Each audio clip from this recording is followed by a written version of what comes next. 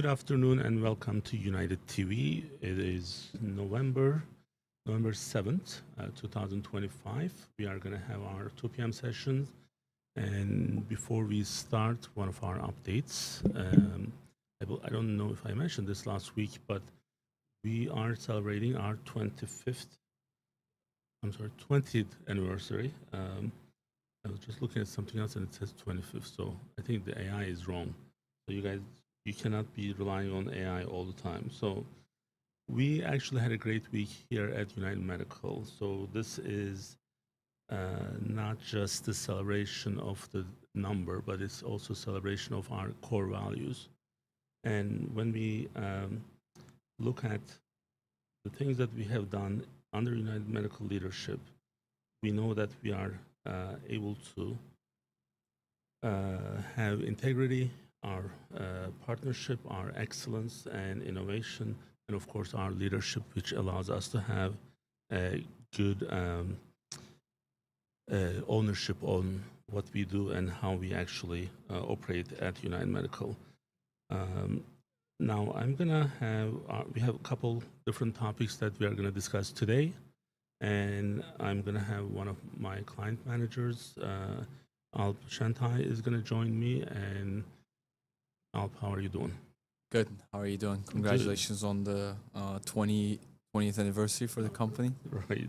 Thank you. Thank you. Well, now you are part of this journey as well. So it's great to be able to get to this point. It is one of these, many companies, many startups, they don't make their 7th year. And then the 10 year is another milestone. And then 20 is a really good place to be at. And then I know we are making a lot of meaningful impact in the society we live in, as just more than just doing business, but making it greater for people who actually receives our services. So thank you. All right. So today our first topic that we have on the agenda is for the government shutdown, which we've also talked about a couple weeks ago. You had another session with our Senator Sarah McBride yesterday about this. So the shutdown is currently on its 23rd day. It's obviously one of the longest in the U.S. history. It began when Congress failed to agree on fiscal year 2026 appropriations. The dispute centers on whether to extend Affordable Care Act premium tax credit subsidies that will expire on December 31st. Right now, about 800,000 federal workers are furloughed, CMS operations are frozen, and food assistance programs are close to suspension. What exactly triggers this shutdown? So the yesterday's session with Congresswoman Sarah McBride was actually explaining some of the stuff that we are going through today. So one we see is there is a budget stalemate. So what this is that Democrats right now refuse to pass funding without extending Affordable Care Act subsidies, and the Republicans, supported by President Trump, they demand for clean CR, the continuing resolution, which we discussed this 2 weeks ago. Now, right now we are at the shutdown. This is the longest ever in the U.S. history. Now, I was twice wrong with this prediction, and you are one of those people who would know I'm actually pretty dead on with my predictions, but this time it's not working. So it's not working because I think either side, neither side is taking the responsibility. So that's where we are right now. And how is this affecting ordinary Americans right now? Well, the impact is going to be more and more visible this month. So one that we know, definitely flights are going to be, I think they're already at the 10%, already taking the heat with this, so that the capacity is reduced by 10%. And there are some cancellations, and there will be some more, unfortunately, things are going to happen, which this morning when I reached out to you with one of the Medicare dual patients, we weren't able to verify patients' insurance because that was after November 1st. And we checked a couple other people to see if this was just a system issue or if it was a patient specific. And I checked two other patients and I was not able to verify their insurance. So now if this is the provider's office who's not able to verify the uh, healthcare coverage for this individual, then what's going to happen is we are going to not be able to see those patients. So it's going to create more and more trouble. I don't know if you checked any other patients after we talked, and um, I don't think it was just a coincidence. So, and immediately what I thought was it was related to the shutdown because this is what we were afraid of. So, this is already also affecting the SNAP and the WIC fundings, and then we are going to see this in some states taking different actions. And but it's already the almost 6 billion for right now. The projection is $6 million weekly impact. That's what we are going to see, and then this is going to have a domino effect, and then I think it's going to go down to other issues that we are going to probably see. Yeah, absolutely. As you said, you're pretty spot on with these predictions, and sometimes you're able to see some of the things faster than regular people can see. So when you called me this morning, I did check a few other patients for a few different other plans, Medicare HMOs and Medicaid MCOs, and those ones didn't actually come back through as well.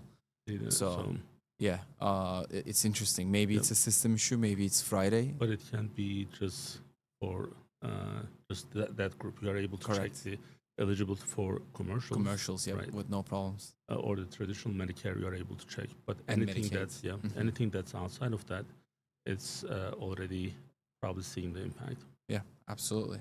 And how does this shutdown connect to the Affordable Care Act subsidy cliff? So right now, the big issue is Center of Medicare and Medicaid, CMS, closed. So the 2026 rates are not going to be finalized, and subsidies are going to lapse December 31st, and the premiums that people are paying anywhere from 20 to 40%. I think it was in the session that I had with you. It is going to have impact. So that means individuals are going to feel that's 40% increase is a lot. And this is approximately 13 to 15 million people who would be impacted by this, just from the Affordable Care Act side. Yeah, absolutely. And who's carrying the political risk for this? So if you recall with the conversation with Sarah McBride, I made some comments. So who's the captain of this ship is the president. President Donald Trump is in charge, and what's happening right now? It looks like it's a dysfunctional government because it's not it doesn't have a budget, so it's not able to function. So the fiscal year is already there, and then so I think right now, at least on the surface, and this so many times I supported President Trump at the least expected times. But on this one, I think he is not looking good. And I think this is going to have longer impact. And then the elections are coming. So one of the nice, maybe, check-in in the United States system is we have elections every 2 years.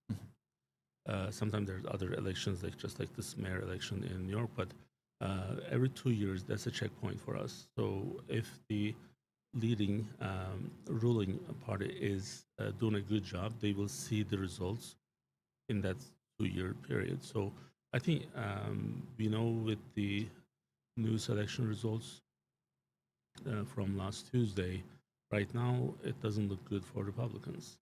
And the part of the issue with the Affordable Care Act, so if you don't have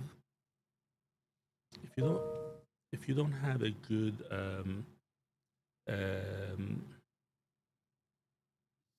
like peaceful society,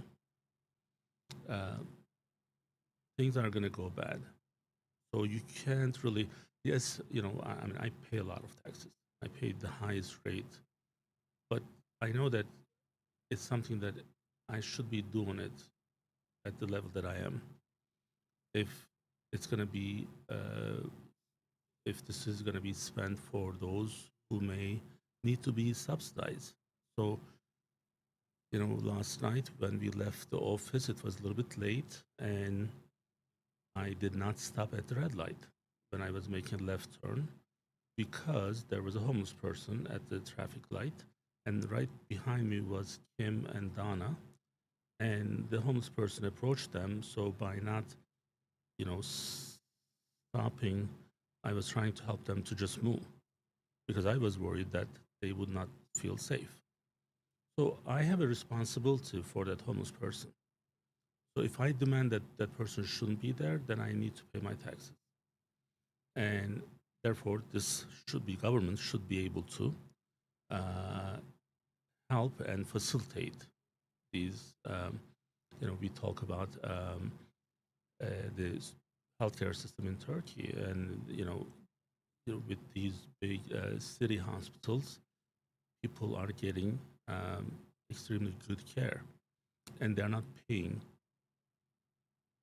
hundreds of thousands of dollars. So that's where peace comes into the picture. So you have to have a peaceful society. Otherwise, we'll be hiring private security to make sure that our employees are safe at the red light. Yeah, absolutely. And as a leader, as a CEO of a big company, as someone who's very heavily invested in the community, Delaware, doing a lot of charity work, and also very invested in the politics as well, what do you think would end this government shutdown? So I think they need to have an immediate, like a continuing resolution in place to make sure that this temporary holding, like whatever is happening right now, it can be funded. So because this will allow us to have some time to have the final resolution.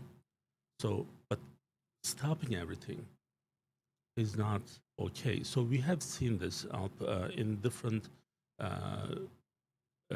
businesses that we have, different responsibilities that we have. Like when we work with an insurance company, and you have seen this very closely, when we work with some of these insurance companies and we believe that certain things are not right, so we have to fight for our rights. So what that means is that one thing that it doesn't include is I cannot stop talking to them.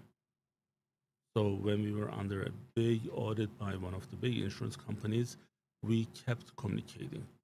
We provided solutions, any solutions. Anything was better than not doing anything. So right now, nothing is happening, and this is going to have a damage that's going to be impactful for several months while we are trying to um, work on the tariffs and work on different businesses to increase the revenue for United States. This is going to have a huge damage. So therefore, they need to have a immediate CR passing. So that's going to probably help for the current picture. Yeah, absolutely. I hope they reach that resolution soon because people have flights coming up. Thanksgiving is coming up. It would be a big chaos within Absolutely. So a like couple right weeks. now, I have a flight in December, and I'm worried about not making it. That's one. The other thing is I have to be there for a certain deadline. So if I don't do it, then I'm gonna be in some uh, difficult situation with the custom in Turkey because I need to pick up something Right. for December 11th. Right. So I have to be there on December 11th. So how is that going to happen if I don't make it? So this is already giving me anxiety, and I am hoping that it will be resolved sometime soon. It's just like, you know, President Trump is a businessman, and he's a very successful businessman, and he is probably the king of negotiating. And I don't know why he fails on this. So there has to be some CR passing very quickly. It's probably because he's not getting his way. That's why he's failed to negotiate this time. Probably not. Yeah. And then our next topic of the day is about the mayor elections in New York that just happened last week. Well, this week. Zohran Mamdani, who got elected. So at only 34 years of age, Mamdani became New York City's youngest and first Muslim mayor, defeating Andrew Cuomo and Curtis Sliva. A progressive backed by grassroots donors, he promises free public transit, rent freezes, and a $30 minimum wage, which is a lot higher than what it is right now. Why is his election considered historic? So I'm going to show it, and I apologize in advance. So I didn't show it to you. I didn't know. I didn't let you know that I was going to do this. But uh, audience can see the picture Ethan is sharing. So, like, tell me who would you vote for? These are your three options. Okay. If you didn't know anything about them, one looks like a freak. The other one is 12 sexual misconduct with the employees.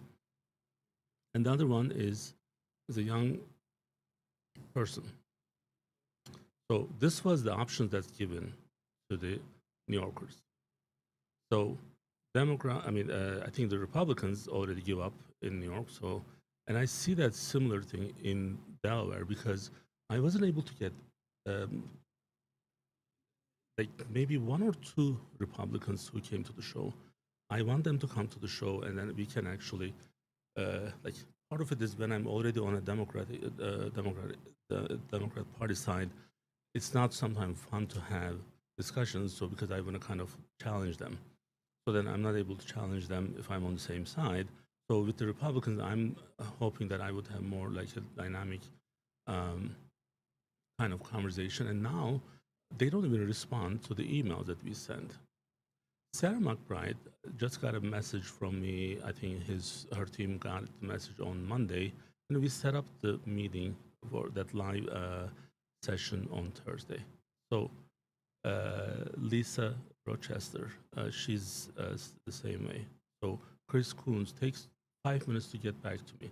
And if you look at my donation records, I haven't given any money to Chris Coons for the last 12 years. I was a big supporter in the beginning, but even though I don't have any active donations or like recent donations, he still comes back to me in 10 minutes. Republicans are nowhere to be seen. And that's kind of, I'm going to give you some numbers with what we are going to go through with this. It's not like I see that effort is not there. So this this thing is, I don't know if it's historical. To me, at least, it's not. If you ask anyone else, they may have a different opinion. So this guy is a project. He works with the Soros Foundation. Is supported by them. But the funny thing is, there's a great promotional campaign happened, and then he's there. So, but no, I don't see this as a big historical election because this was some Democrats was gonna win that. If he wasn't there, that Cuomo guy, the former governor with 12 victims, he was gonna win. So, or you put this beautiful United Medical mug, this was gonna win. Doesn't matter. So it's as long as it's Democrat, was gonna win. So, so why would it be historical? Mhm. Yeah, absolutely. And he also did make some remarks about, going completely against what President Trump is saying, especially when it comes to issues like immigration and stuff too. He said New York was built by immigrants, and it will be protecting its immigrants today. And you're an immigrant, I'm an immigrant at this country. I don't have any connection. I don't feel I'm connected in any way to this guy. Yeah. But I was just coming to the challenges that he will face immediately, because he has all these controversial topics that the president of the country does not agree with publicly, and it's pretty obvious too. So what challenges do you think he will be facing? So you asked me a question, but I'm going to ask you a question in return. So when was the last time you were in New York? It's when I probably came back from Turkey last time, so Okay. a month So ago. I used to own a place in New York, until 2016. And after that, when my nephews visited me, we stayed at Marmara Hotel on 32nd Street, I believe. It's the Park Avenue and 32nd Street. So they were young, and when we were walking on 34th Street, which is one of the major ones, major cross streets. I may have mentioned this maybe before, but I just want people to kind of picture this. So we got some smoothie. So we were thinking I was going to play tennis, and then we were going to go somewhere else from there. So just touristic sightseeing. So we couldn't even breathe because it was so stinky. The smell was so bad that I just I wanted to throw up. Like it was so bad. So and we didn't finish those drinks. And it got worse than that in time.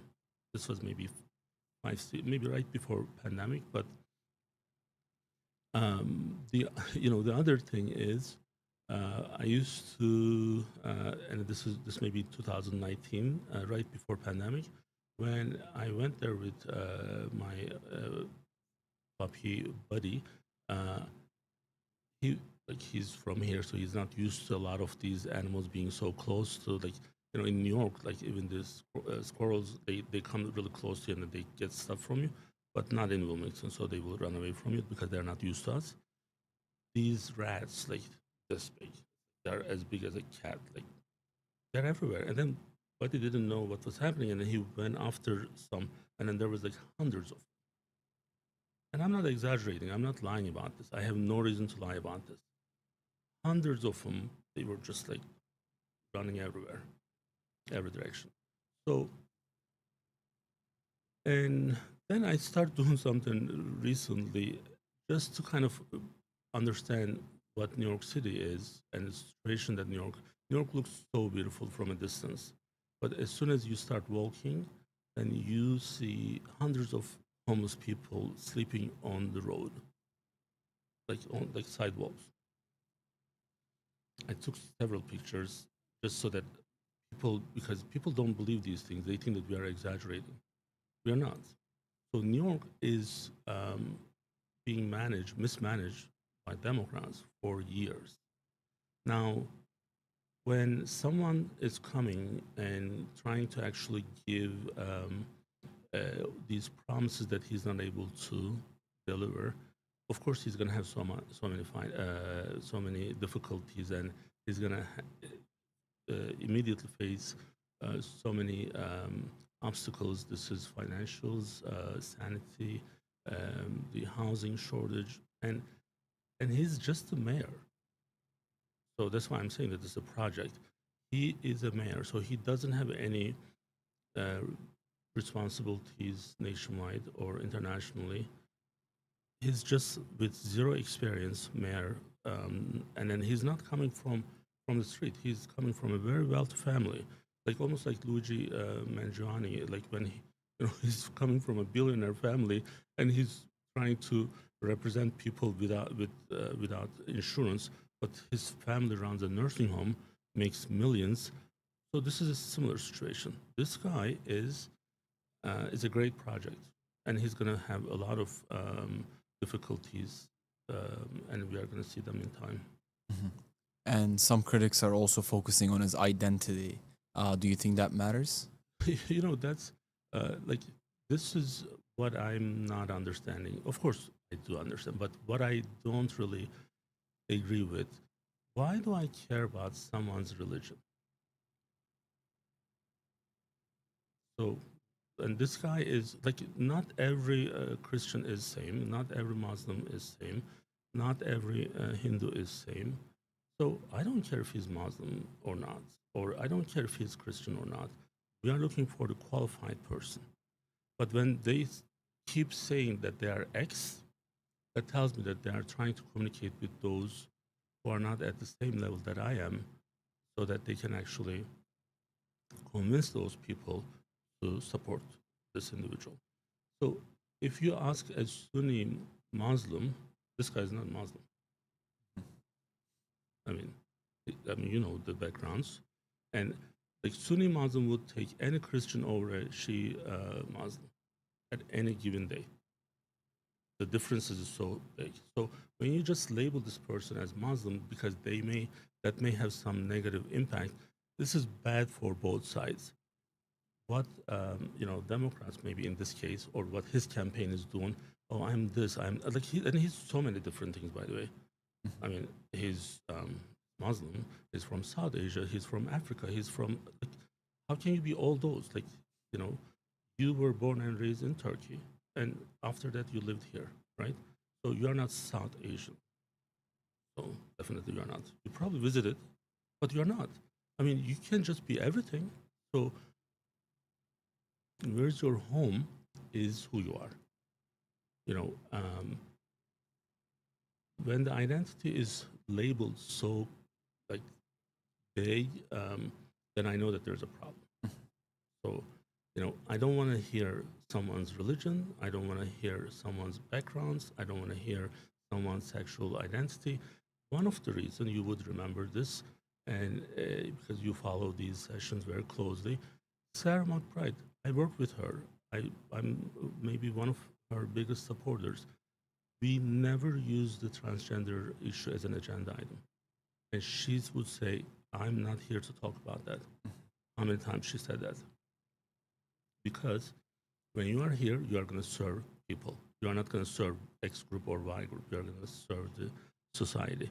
And that's why I'm not really interested in someone's identity. As long as they are the qualified person, that's all I'm looking for. Yeah, absolutely.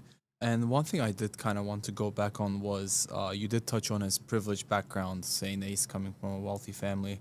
Do you think that weakens his affordability message?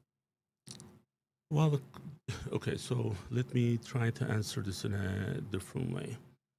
So, Ethan, I think we can turn this thing off. I don't want to complain about the cold, but I am actually cold. All right, thank you. So since this is a live event, so people know that we are in a studio and don't have a lot of people. There's Ethan as a producer and everything. So let's go back to your question. So, well, he did actually put his message out there, and then people bought his message. So let me give you some numbers. In 2021, total registered voters in this election for New York, it was 4.9 million. And 2025, it went up to 5.1 million. So it's about 192,000 more people. And I'm hoping you didn't actually check the numbers. I mean, knowing you, you probably did, but let's play this. What do you think the turnout rate was for this election? Especially in New York, I would probably say less than 50%. Less than 50%. Do you think it's more than 40%? I'm gonna go with like 42%. All right, so it was 39.9%. So let me also ask you this. Any guess for 2021? It was probably even less because of COVID, because a lot of the people left the city. And probably 30%. It was 23%.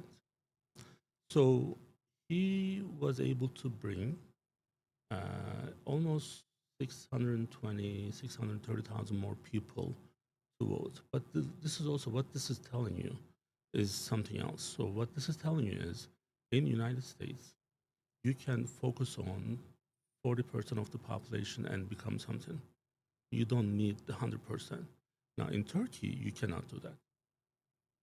There's an 89% turnout, but this is a 39% turnout. He's elected, and that is like the greatest number. When I heard the greatest turnout, like without checking the numbers, I thought he was going to be like 75%. No, it's like 39%. So our governor got the primary with 22% turnout. 22% turnout, he got the primaries. So 78% of the people, Democrats, didn't go and vote. So that's what I would tell you. So now let's tie this to your question. So he got a lot of people out there and voted, right? So that means his message, his campaign was efficient. Now, one of the things I'm gonna probably just go outside of your questions on this one. One of the things that I want to kind of remind people, this is why I keep saying social media, we have to have accountability and we have to have ownership of that. And you need to have only one out can have Instagram account, Twitter account, and tied into your social security. And the businesses can have only one with tied into their tax ID. Right now, when you have enough money, you can actually have this humongous group of people just promoting you all over the social media. So, did you know who this guy was in May? But we knew who he was even before the election results because he was running this really heavily promoted social media promoted campaign. That's kind of like the danger of social media. So, and then that's why, going back to this picture, that's why I showed you this picture because social media sees this picture. Social media sees this and then say, hey, well, we didn't do this test with Ethan. Ethan, who would you vote for? So, right? I mean, this is your option, and it's like when you put this out there, and this is not special pictures. This is I got it from the campaign, like from the official website. So it's not like they made him better looking and then others bad. Like because this guy actually is not as old as he looks here, but this is the picture that he gave them, and this guy is a sexual predator. So just stay away from him. But it's a really bad picture too. He won. I mean, he won because he got the best social media team out there. Mhm. So Yeah.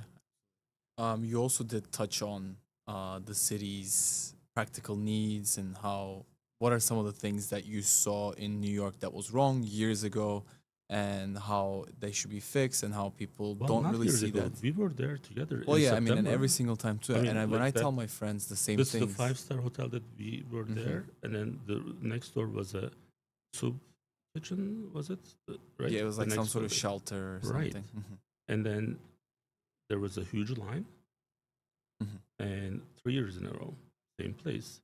So it didn't change. And we, we weren't sure if we were going to be, the car was going to be safe on the street. Right. Yeah. So, And people don't believe, well, especially like my friends in Turkey. they They don't. they I mean, think about New York. They're like it's this magical place. because it looks beautiful from a distance. It is still beautiful. I agree with that too. Nighttime, But daytime is beautiful. yeah. But then when you go in, things are not as it used to be. Like, I used to love New York. So, but now I don't necessarily feel comfortable and safe. So, and this is happening in other parts of the United States with the big cities. Yeah. So how do you think he should be balancing his progressive ideals with the city's practical needs to attack some of those issues that we just talked about?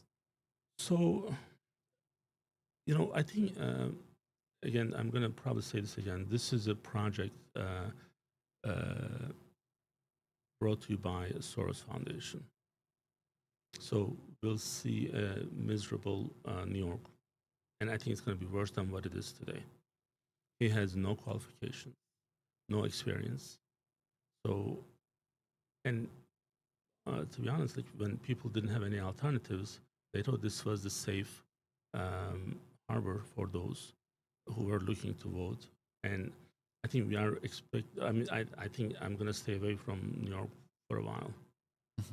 So it's going to have a lot of these issues, and we are going to see them all together, and then we'll be covering them in the session. Yeah, and we'll always refer back to this video as well, as you always do. So, what lesson does this election hold for national politics? You already talked Keep about. keep a good regulation of social media.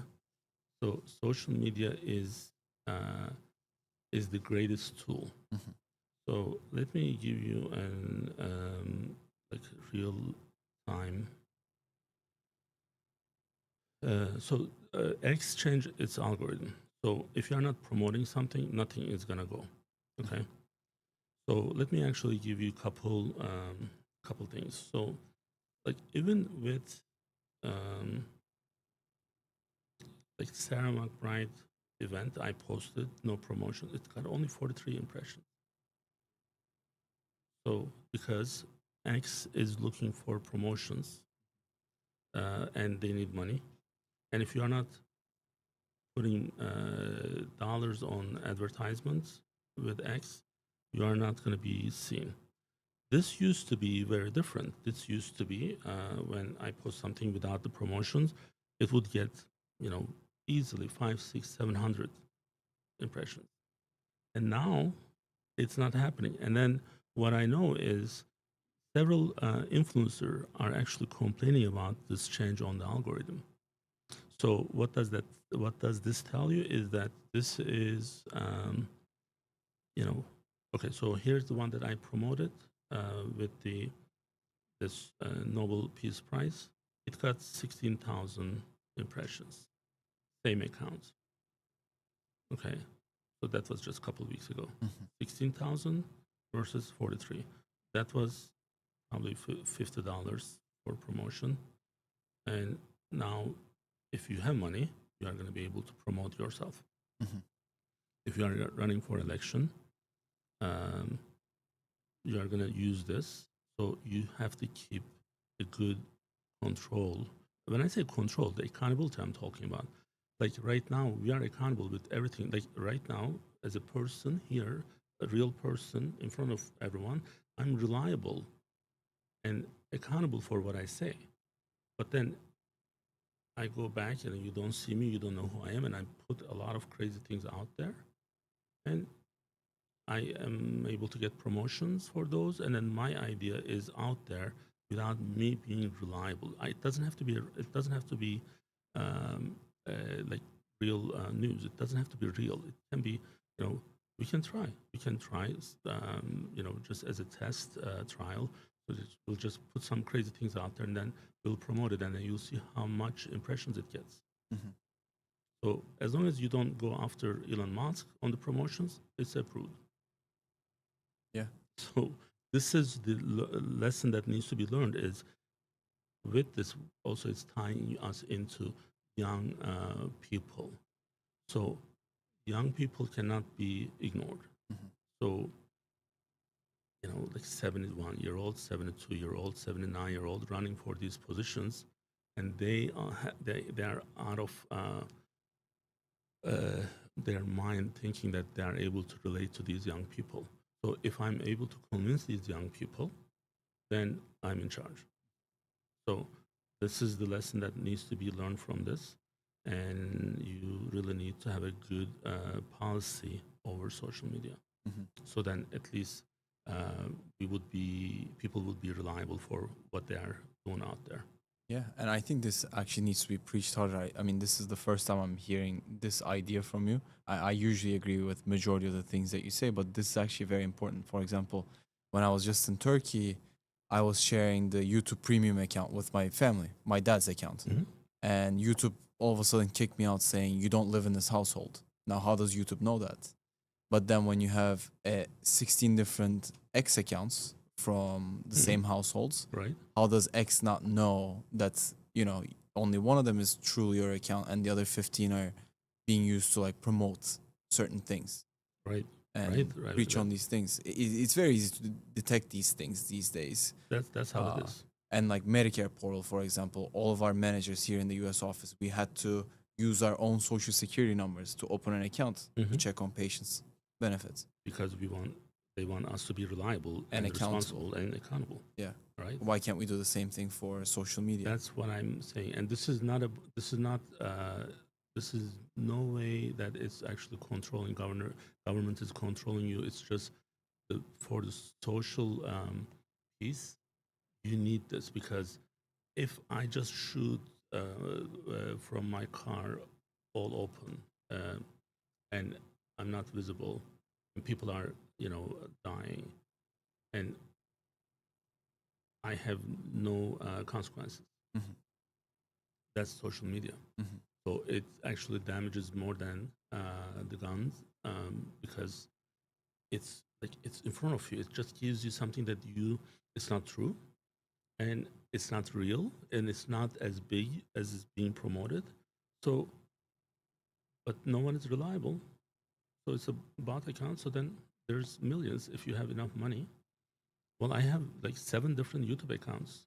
I don't use them as much anymore because in the beginning we needed more, likes and stuff. But now we are close to 200,000 subscribers. It's not, but I did use it. Hmm. But why, right? Right. That should be like I've been telling Sarah McBride about this. I told Kyle Levensgay when she was here, our lieutenant governor, and I'm talking to our other state officials, elected officials, act on it because it's going to be too late if it's not being controlled. Hmm. Because AI is already taking over, and once AI is independent, then good luck. Gonna get even worse. Yeah. Our final topic of the day, we will be talking about the state that we are currently in, Delaware, and the state of emergency for SNAP benefits.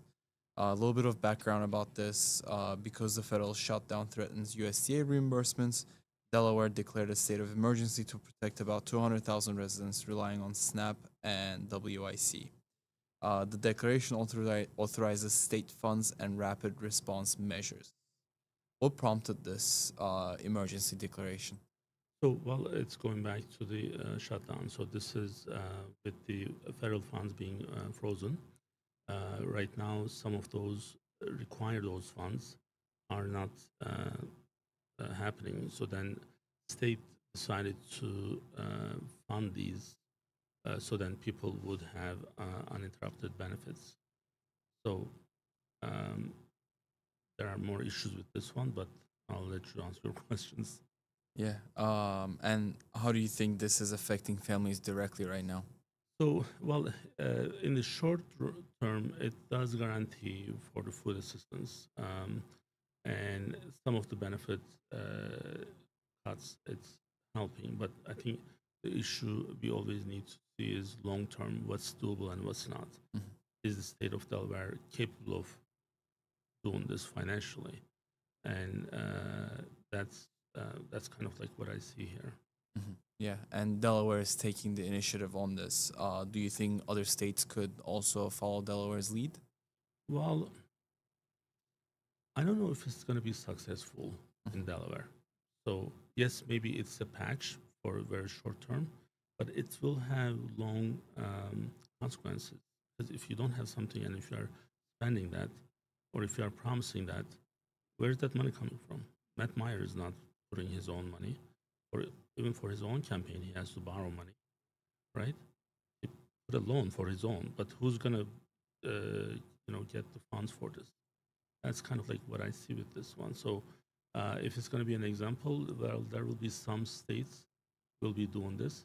But if I were in charge, I would probably not do it because I know that financial uh, responsibility, the budget, and what I'm capable of doing is there. So then I would just wait and put the effort on resolution rather than trying to create another trouble Mhm. at the state level. So, I think Matt Meyer is biting more than what he can chew. Yeah, I mean, obviously you're a businessman too, so you know the financials and all the other aspects of this that goes behind it a little bit better than regular people. But it's also a very sensitive subject too. I mean, it's about food Well, security. sensitiveness is like what I'm able to do, Mhm. right? So I'm able to do X, so I need to do that. But this is something that I wasn't able to fund before. This is funded by the federal government. Mhm. So if I'm able to step in and then just help with this situation for the time being, And if things don't go through properly, who's going to be responsible for that? You and I and everyone else. Mhm. So you are making this decision on our behalf. And what I'm saying is, what's the rush? Now, our governor, unfortunately, he loves the spotlight. And, when Elon Musk left Delaware, if he was able to show the compassion that time, so then instead of fighting him on a national TV, remember the Elon who, Mhm. like, dumbass. So then we would maybe have some more funds available, but now we lose businesses to Texas Mhm. and some of the other southern states. So he should be focusing on those. This is something that we cannot afford. So it needs to stay with the state limits, and then let the big boys, federal governments, both Republicans and Democrats, decide what needs to happen for them, so then the state can follow. But this is kind of creating another urgency in my opinion. It's just like too popular. Like, oh, I'm going to do this. I'm going to be a hero. Well, no, you don't have that. You cannot be a hero by spending someone else's resources or the resources that you don't have. I mean, people won't buy that. Yeah. And what is the broader message that this issue is sending? Well, we mentioned earlier in the other part where the continuing resolution is a must. All the effort needs to be put into that, so then we still have a running government while parties are negotiating and making their points. When you are negotiating, there has to be compromises. Now, I am very clear on this one. The affordable care is important for the Americans.